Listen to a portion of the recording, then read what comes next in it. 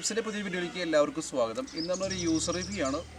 Maruti സുസുക്കിയുടെ സെലീരിയോയുടെ ഓട്ടോമാറ്റിക്കിൻ്റെ review ആണ്. 35,000 kilometre പിന്നിട്ട് ഈ വാഹനത്തിൻ്റെ ക്വാളിറ്റി പെർഫോമൻസ് കാറാണ് ഇന്ന് നമ്മുടെ വീഡിയോയിലേക്ക് ഒരിക്കൽ കൂടി സ്വാഗതം.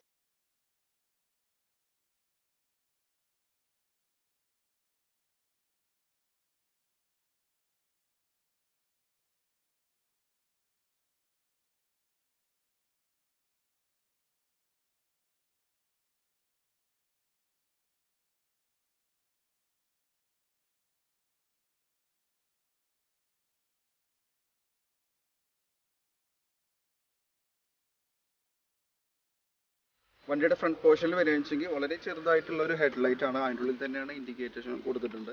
ഗ്രില്ലിലേക്ക് വരികയെങ്കിൽ 2 ലെയർ ആയിട്ട് നിൽക്കുന്ന ക്രോമിൻ്റെ ചെറിയൊരു ഫിനിഷിങ്ങോട് കൂടിയിട്ടുള്ളതാണ്. അതിനുള്ളിൽ തന്നെ കമ്പനിയുടെ ലോഗോ കൊടുത്തിട്ടുണ്ട്. താഴോട്ട് വരികയാണെങ്കിൽ ഫോഗ് ലാമ്പ് വരുന്നുണ്ട്. പക്ഷേ ഒരു മിഡിൽ ഓപ്ഷനായിട്ട് പോലും കമ്പനി അല്ലെങ്കിൽ ഫോഗ് ലാമ്പ് ഇല്ല. നമ്മളത് എക്സ്ട്രാ ചെയ്തിട്ടുള്ളതാണ്. കുഴപ്പമില്ലാത്തൊരു ഫിനിഷിങ്ങും ഫ്രണ്ട് ഏരിയയും നല്ല രീതിയിലൊരു ഭംഗിയും ഫ്രണ്ടിൽ നിന്ന് നോക്കുമ്പോൾ നമുക്കത് കിട്ടുന്നു.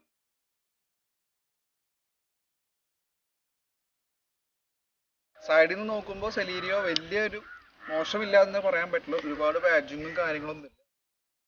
ഒരു സ്പേസിലുള്ള വിൻഡോ ആണ് നമുക്ക് വേണ്ടത്. ഒന്നുകൂടി ഇറങ്ങി നിൽക്കുന്ന ആണ് മറ്റുള്ള വണ്ടികൾ നമ്മൾ കാണാറ്. അതുപോലെ തന്നെ ഹാൻഡിലൊക്കെ വളരെ നോർമൽ തന്നെ പറയാൻ പറ്റുള്ളൂ. ഒരു ക്വാളിറ്റി ഒന്നും നമുക്ക് എടുത്ത് പറയാനായിട്ടില്ല. ഒരുപാട് ബാഡ്ജിങ്ങും കാര്യങ്ങളൊന്നും ഇല്ല. അത്യാവശ്യം നോർമലായിട്ട് തന്നെ മാരുതി അത് ചെയ്യാൻ ശ്രമിച്ചിട്ടുണ്ട്.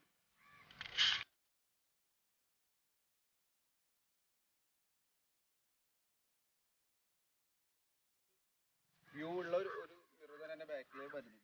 നമ്മൾ ബ്രേക്കിന്റെ ലൈറ്റ് വരുന്നുണ്ട്. ഇത് നല്ലൊരു ഭംഗിയിൽ വളരെ ചെറുതാക്കി തന്നെ അവർ സെറ്റ് ചെയ്തിട്ടുണ്ട്. റിവേഴ്സ് മറ്റുള്ള കാര്യങ്ങളെല്ലാം അതിലുണ്ട്. പിന്നെ മാരുതിയുടെ ഒരു ടാഗാണ് വരുന്നത്. വേരിയന്റ് ഏതാണെന്ന് ചോദിക്കുക കാണിക്കുന്ന രീതിയിലുള്ള VXI ആണ് ഓട്ടോമാറ്റിക് എന്നുള്ളൊരു ലോഗോ വന്നിട്ടുണ്ട്. ഈ ഒരു ഇതിനൊക്കെ കുറച്ചുകൂടി സ്റ്റാൻഡേർഡ് കൊടുക്കാറുണ്ട്. ക്രോമിന്റെ എന്തെങ്കിലും ഫിനിഷ് കൊടുക്കുന്നത് പ്ലാസ്റ്റിക്കാണ് അവർ കൊടുത്തിരിക്കുന്നത്. കുഴപ്പമില്ലാത്ത ഒരു ഹൈറ്റും ഉണ്ട് കാണുന്നതായാലും. അപ്പോൾ അത്യാവശ്യം കുഴപ്പമില്ലാത്തൊരു ഏരിയയിൽ കൂടെ നമുക്ക് യാത്ര ചെയ്യാൻ പറ്റുള്ളൂ. ശരീരം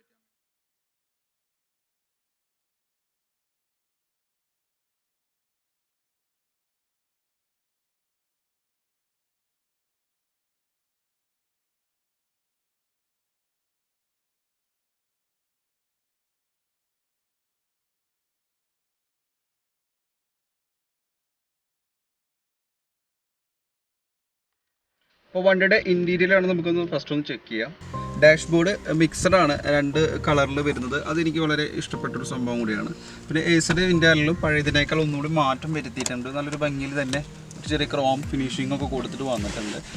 പിന്നെ സ്റ്റോറേജ് സ്പേസ് പറഞ്ഞാൽ നോർമലാണ്. ഇതിൽ നമ്മുടെ കൂളിംഗ് ഒന്നും ചെയ്യാൻ പറ്റുന്നതല്ല. നോർമൽ കുറച്ച് ഡോക്യുമെൻറ്റ്സ് വെക്കാം എന്നുള്ളതാണ്. അതിലൊരു തട്ടും കൂടി ഉണ്ടെങ്കിൽ ഒന്നുകൂടി ഭംഗി അതിനെ നമുക്ക് കുറച്ചുകൂടി സംഭവങ്ങൾ സ്റ്റോർ ചെയ്യാൻ പറ്റും.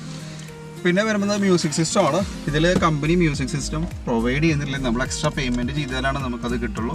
ഏസർ നോംബ്ലോക്ക് സാധാ ക്വാളിറ്റി തന്നെയാണ് അവർ കീപ്പ് ചെയ്തിരിക്കുന്നത്. ഒരു 5 ലക്ഷത്തിന് മേലെ വില വരുന്നൊരു വാഹനമായിട്ട് പോലും ഈ സ്വിച്ചിലൊക്കെ ഒന്നും കൂടി വൃത്തിയാവുമായിരുന്നു. പിന്നെ നമുക്ക് റീചാർജിൻ്റെ സോക്കറ്റ് ഉണ്ട്. ഓക്സിൻ്റെ കേബിൾ കാണാനില്ല. ഓക്സും ഇതൊന്നും ഇല്ല ഇതിൽ. സ്റ്റിയറിങ്ങിൽ നമുക്ക് കൺട്രോൾസും കാര്യങ്ങളൊന്നും ഇല്ല. ഇത് മിഡിൽ ഓപ്ഷനാണ്, VXI ആണ്. പക്ഷേ ടോപ്പ് എൻഡിലാണ് അത് അവൈലബിൾ ആയിട്ടുണ്ടെന്ന് തോന്നുന്നു. മീറ്റർ കൺസോൾ എന്ന് പറഞ്ഞു കഴിഞ്ഞാൽ ഡിജിറ്റൽ ഒന്നല്ല, സാധാ മീറ്റർ കൺസോളാണ്. ലെഫ്റ്റ് സൈഡിൽ നമുക്ക് RPM ഉണ്ട്. പിന്നെ എഞ്ചിൻ്റെ റൈസും കാര്യങ്ങളൊക്കെ സെൻറ്ററിലുണ്ട്.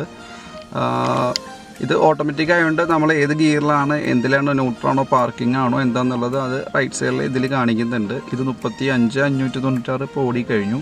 നമുക്ക് ട്രിപ്പും കാര്യങ്ങളൊക്കെ സാധാരണ ഇതിൽ യൂസ് ചെയ്യുന്ന പോലെ തന്നെയാണ്. ഏവറേജ് എത്ര കിട്ടണം, ഇതിൻ്റെ ഏവറേജ് നമുക്ക് 20.6 മൈലേജ് വരുന്നുണ്ട്. റേഞ്ചും കാര്യങ്ങളൊക്കെ സാധാരണ എല്ലാ കാറുകളും കാണുന്ന നോർമൽ സെറ്റിങ്സും എല്ലതും ഇതിലും വരുന്നുണ്ട്. ഗിയറിൻ്റെ നോബ് വരുന്നത് ഇങ്ങനെയാണ്. ഗിയർ ഓട്ടോമാറ്റിക് ആയതുകൊണ്ട് ഇതിൽ നമുക്ക് മാനുവലായിട്ട് യൂസ് ചെയ്യാം. ഇത് പ്ലസ് മൈനസ് നമുക്ക് മാനുവലിലേക്ക് മാറ്റി നമുക്ക് മാനുവലിലേക്ക് യൂസ് ചെയ്യാം. ഇല്ല ഫുള്ള് ഓട്ടോമാറ്റിക് ആണെന്നുണ്ടെങ്കിൽ അങ്ങനെ നമുക്ക് യൂസ് ചെയ്യാം. ഇതിൽ വരുന്ന മോഡുകൾ ഡി, ന്യൂട്രൽ, റിവേഴ്സ്. അത് ഓരോ സൈഡിലേക്ക് റിവേഴ്സായി ന്യൂട്രലായി വണ്ടി പാർക്ക് ചെയ്യുമ്പോൾ നമ്മൾ അങ്ങനെ ചെയ്യാം എന്നുള്ളതാണ്. പിന്നെ ഇതിൽ അത്യാവശ്യം സ്പേസ് ഒക്കെ ഉണ്ട് കേട്ടോ. സ്റ്റോറേജ് സ്പേസും വാട്ടർ ബോട്ടിൽ വയ്ക്കാനും ഇവിടെ ഫ്രണ്ടിൽ വരുന്നുണ്ട്. പിന്നെ ഈ ഒരു ഏരിയയിൽ വരുന്നുണ്ട്. പിന്നെ എല്ലാ ഡോർ പെയ്ഡിൽ വരുന്നത് വളരെ കുറവായിട്ടുള്ളൊരു സ്പേസാണ്. അതായത് നമ്മൾ പറഞ്ഞ പോലെ തന്നെ സ്റ്റോറേജ്, വാട്ടർ ബോട്ടിലൊന്നും വെക്കാൻ പറ്റില്ല. ഡോക്യുമെൻറ്റ്സ്, പേപ്പേഴ്സൊക്കെ യൂസ് ചെയ്യാനുള്ള ഒരു സ്പേസ് മാത്രമേ ഉള്ളൂ. പിന്നെ വരുന്നത് നമ്മൾ വിൻഡോയുടെ കൺട്രോൾ വരുന്നുണ്ട്. ലോക്ക് ചെയ്യാനുള്ള സിസ്റ്റം മാത്രമേ ഉള്ളൂ.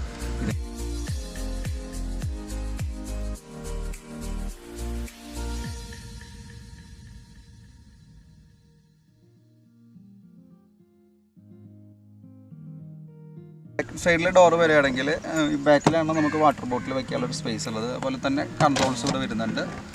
പിന്നെ ഇതിൻ്റെ ക്വാളിറ്റി പറയാൻ വയ്യ, ഇത് വലിയ ഒരു ക്വാളിറ്റി ഒന്നും ഇല്ല, വലിയൊരു തിക്നെസ്സും കാര്യങ്ങളൊന്നും ഇല്ലാത്ത ക്വാളിറ്റിയുടെ സംഭവം തന്നെയാണ്. പിന്നെ സ്പീക്കർ വരുന്നുണ്ട്.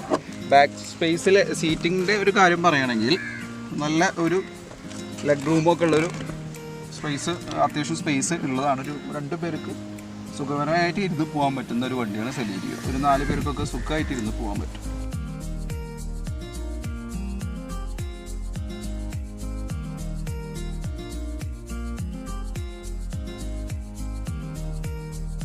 സെലീരിയോയുടെ എനിക്ക് തോന്നിയ വേറൊരു പോരായ്മ പറഞ്ഞു കഴിഞ്ഞാൽ സീറ്റിലെ ഈ ഹെഡിൽ വരുന്ന സംഭവം നമുക്കത് അഡ്ജസ്റ്റ് ചെയ്യാൻ പറ്റില്ല. പ്ലെയിൻ ആയിട്ടുള്ളൊരു സംഭവം തന്നെ. അതുമല്ല ഇതൊരു വലിയൊരു കട്ടിയോ മറ്റുള്ളതൊന്നുമില്ല.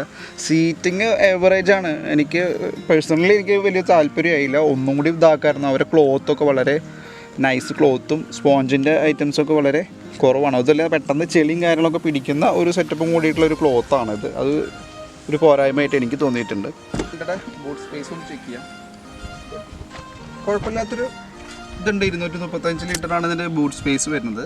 നമുക്ക് അതിൻ്റെ ആക്സസറീസൊക്കെ വരുന്നുണ്ട്. നമ്മുടെ സ്റ്റെപ്പിന് വരുന്നത് ഇതിൻ്റെ ഉള്ളിലാണ്. നമ്മളത് യൂസ് ചെയ്തിട്ടില്ല. 35,000 കിലോമീറ്റർ ഓടി എന്തോ ഭാഗ്യം കൊണ്ട് നമുക്കത് ഉപയോഗിക്കേണ്ടി വന്നിട്ടില്ല. അത് ഫ്രഷ് പീസായിട്ട് തന്നെ ഇരിക്കുന്നുണ്ട്. അപ്പോൾ വലിയ ഒരു സ്പേസ് ഇല്ല, ചെറിയൊരു സ്പേസ് തന്നെ ഉള്ളൂ ബൂട്ട് സ്പേസ്. നമുക്ക് സെലിയോയുടെ എഞ്ചിൻ റൂം ഒന്ന് ചെക്ക് ചെയ്യാം.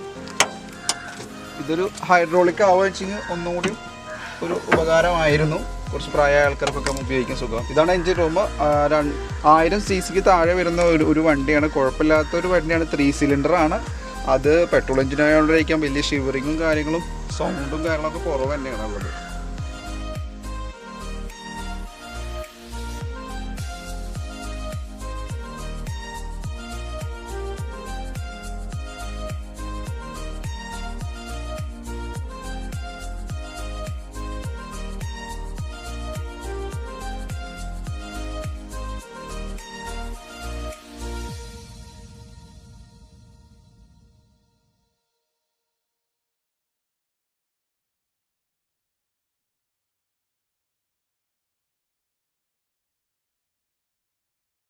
മാരുതിയുടെ സർവീസിൻ്റെ കാര്യം പറയുകയെങ്കിൽ മറ്റുള്ള വണ്ടികളെ വെച്ചിട്ട് മാരുതിയുടെ സർവീസും കാര്യങ്ങളൊക്കെ വളരെ ഗുണമാണ്.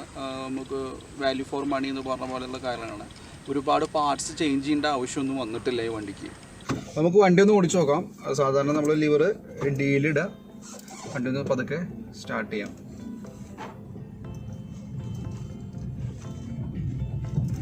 വണ്ടിയെക്കുറിച്ച് പറയുകയാണെങ്കിൽ ഇതൊരു വലിയൊരു എക്സ്പെൻസൊന്നും വരുത്താത്തൊരു വണ്ടിയാണ്. സർവീസ് ചാർജിന് വരുന്ന ആ ഒരു എമൗണ്ട് മാത്രമേ ഉള്ളൂ. അതിൽ ഓയിൽ ചേഞ്ച് മറ്റുള്ള കാര്യങ്ങൾ മാത്രം വരുമ്പോൾ ഉള്ളൊരു കോസ്റ്റ് മാത്രമേ. അഡീഷണലായിട്ട് എന്തെങ്കിലും കംപ്ലൈൻറ്റ്സോ ക്ലച്ചിനോ ഗിയർ ബോക്സിനോ മറ്റുള്ള കാര്യങ്ങൾക്ക് വന്നിട്ടില്ല.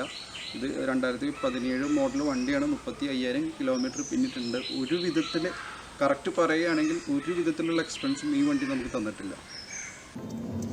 വണ്ടിയുടെ ഡ്രൈവിങ്ങിൻ്റെ ഒരു പോരായ്മ എന്ന് പറഞ്ഞു കഴിഞ്ഞാൽ വണ്ടി ചെറുതായിട്ട് ഒരു കയറ്റത്തൊക്കെ ആണെന്നുണ്ടെങ്കിൽ ഫസ്റ്റ് നമ്മൾ ഡ്രൈവിലിടുമ്പോൾ ഒന്ന് ബാക്ക് ഇറങ്ങുന്ന ഒരു പ്രശ്നമുണ്ട്. റിവേഴ്സിൽ ആണെങ്കിലും ഏത് ഏരിയയിൽ നിൽക്കുന്നതിൻ്റെ ഓപ്പോസിറ്റ് വണ്ടി സ്റ്റാർട്ട് ചെയ്യുമ്പോൾ പോകുന്നുണ്ട്. അതതിൻ്റെ CCയുടെ കുറവായിരിക്കും. 3 സിലിണ്ടറും ഒരു 1000 cc ഉള്ളിൽ വരുന്നൊരു വണ്ടിയല്ല. AC-യുടെ കൂളെന്ന് പറഞ്ഞു കഴിഞ്ഞാൽ അത്യാവശ്യം കുഴപ്പമൊന്നുമില്ല. പെട്രോൾ വണ്ടികൾ നൽകുന്ന അതേ കൂളും കാര്യങ്ങളൊക്കെ നൽകുന്നുണ്ട്, കുഴപ്പമൊന്നുമില്ല. സ്റ്റിയറിങ്ങിന് കംഫർട്ട് പറഞ്ഞു കഴിഞ്ഞാൽ എനിക്ക് മാരുതിയിൽ ഇഷ്ടപ്പെട്ട ഒരു സ്റ്റിയറിംഗ് എന്ന് പറഞ്ഞു കഴിഞ്ഞാൽ റെഡ്സിൻ്റെ സ്വിഫ്റ്റിൻ്റെ പഴയ മോഡൽ സ്വിഫ്റ്റിൻ്റെ ഒക്കെ സ്റ്റിയറിംഗ് ഒന്നുകൂടി നമുക്ക് ഈസി ആയിട്ട് ഫ്രണ്ടിലായിട്ട് യൂസ് ചെയ്യാൻ പറ്റും.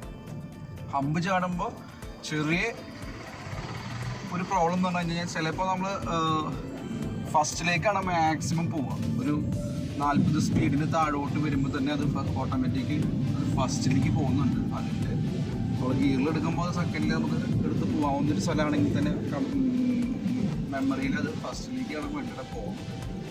കയറുമൊന്നും വലിയ കുഴപ്പമൊന്നുമില്ല. അത്യാവശ്യം സ്റ്റെബിലിറ്റിയും കൺട്രോളും കംഫർട്ടും നൽകുന്നുണ്ട്.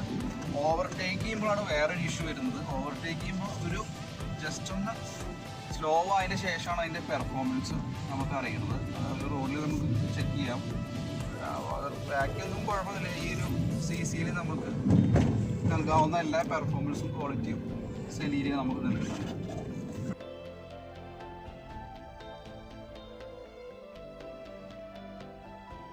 നമുക്കൊന്ന് മൂവ് ചെയ്യാൻ നോക്കാം. ഫസ്റ്റിലാണ് നമ്മൾ പോകുന്നത്. ഫുള്ള് ആക്സിലേറ്റർ കൊടുക്കണം. കുറഞ്ഞ സെക്കൻഡ് ഗിയറായി 60ലേക്ക് വന്നു. കുഴപ്പമില്ലാത്ത നല്ലൊരു പെർഫോമൻസിനെ തരുന്നത്. നോർമൽ വണ്ടിയേക്കാൾ ഒന്നുകൂടി നല്ല പെർഫോമൻസ് തരുന്നുണ്ട്.